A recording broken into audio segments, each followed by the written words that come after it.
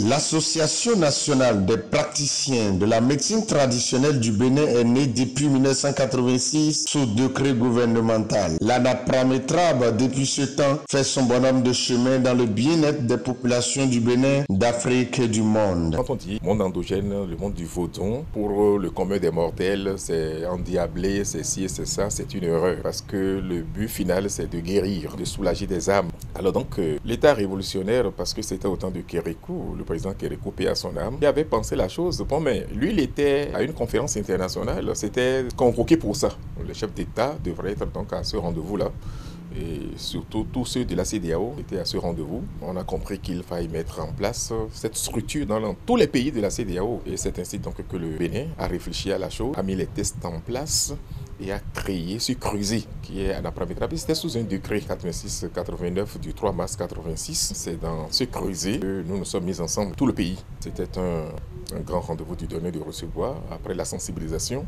Nous nous sommes mis ensemble pour quand même réfléchir sur comment l'Anaprametrab existe depuis les arrondissements de ce pays jusqu'au niveau national. L'Anaprametrab est une fêtière, une fédération, parce que c'est dans cette association qu'il y avait la CNCVB. La CNCVB est partie de l'Anaprametrab. Tout ce que vous voyez aujourd'hui, les Mamissi, les Glovodounon et autres là, ils sont sortis donc de l'Anaprametrab. On n'a pas laissé les tradithérapeutes aller à volo. On les a cadrés. L'État révolutionnaire les a cadrés. C'est ainsi donc qu'on a mis à la disposition chaque pays des coordonnateurs du programme. Le secteur est devenu un programme. Et ça fait le sous-secteur 2 du ministère de la Santé de tous les pays. Notre secteur au Bénin a été gardé par un premier coordonnateur qu'on appelait Alimé Radji. Les bases fondamentales avaient été posées par ce coordonnateur-là. Et là, s'il n'était pas resté longtemps, quelques temps après, il a été fauché. Nous avons compris qu'on ne peut pas rester sur décret. Tout le temps rester sur décret, non, ça ne peut pas. Là, parce que l'État ne doit pas créer une association. L'État ne crée pas les associations. Vous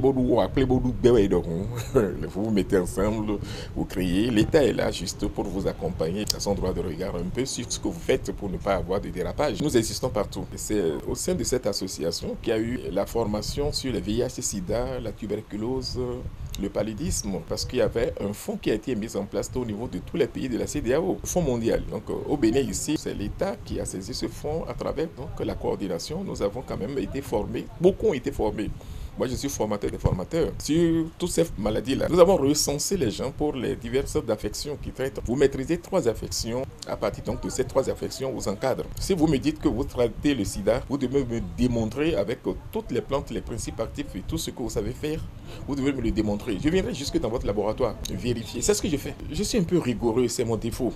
Parce que rigoureux, je ne peux pas être forcément aimé. Je n'aime pas l'à peu près. Nous sommes en train de catégoriser tout le monde maintenant. L'ordre qui règne de nos jours avec des actions que mènent les membres de l'association presque devenue une fêtière ont fait que le gouvernement pose des actions concrètes avec à la clé la spécialisation par maîtrise du métier et des points et des aides qu'apporte le gouvernement du président Patrice Talon pour faire évoluer cette association. Moi, j'ai essayé de voir le gouvernement, d'écrire au gouvernement pour demander que nous puissions être alphabétisés. Et j'ai quantifié 7000 praticiens qui devront forcément être alphabétisés. Et ça doit être la condition sine qua non pour exercer la médecine traditionnelle au Bénin. Moi, c'est ma démarche, ça. J'étais surpris de comprendre, de constater que l'État a pris à bras le corps ce dossier et a financé même le dossier, le projet. Est en train d'exécuter même à l'heure où nous sommes le projet, qui va être même un programme finalement, parce que on est en train de faire la phase expérimentale dans le zoo. Vous voyez, une bagatelle de près de demi-milliard de francs pour l'alphabétisation de 7000 praticiens au Bénin, c'est inédit. Si l'État pouvait accepter, nous accompagner après la phase expérimentale du zoo, généralisée dans tout le pays, dans tous les arrondissements, dans tous les départements du pays, généralisée, et que nous formions les tradithérapeutes dans leur propre langue. Les études de laboratoire seront faciles. Les histoires de principes actifs dont nous parlons seront faciles à comprendre. C'est un langage barbare. Quand nous leur parlons de principes actifs et ceci, cela, ils ne comprennent pas. Ils savent que dans la plante, il y a quelque chose, on prépare, on boit, mais ils ne connaissent pas tout de la plante. C'est à travers leur propre langue, savoir écrire et lire, où nous allons traduire beaucoup de choses, même leur formation que nous le faisons dans les langues, les différentes langues du pays, nous allons les traduire, que vous allez voir la révolution au Bénin. Les gens nous ont caché des choses parce que Ils ne veulent pas que nous comprenions à travers nous-mêmes que nous sommes des valeurs, qu'il y a une richesse qui sommeille en nous. Et on nous étouffe à travers les religions. Là, je prends un pan que je n'ai pas voulu prendre, mais je prends. On nous a endoctrinés. Le président de l'ANAPRAMETRAV signe et insiste, tout se trouve dans la médecine traditionnelle. Il invite par ailleurs les gouvernements et les Béninois à s'intéresser à la chose traditionnelle. Le mal de l'Africain et le mal du praticien africain, c'est l'analphabétisme. Nous ne savons ni lire ni écrire. Parce que nous ne prenons pas dans notre propre langue. Nous ne composons pas dans notre propre langue.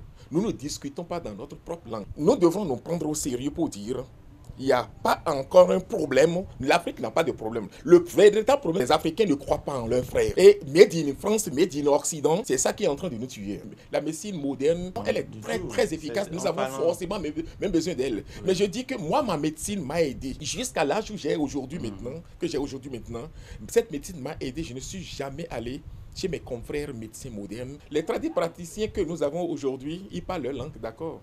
Ils parlent même mal leur langue. Et pour converser avec l'autre, tu ne te connais pas toi-même et tu veux aller sur le marché de l'autre pour convaincre l'autre, tu ne peux pas le convaincre.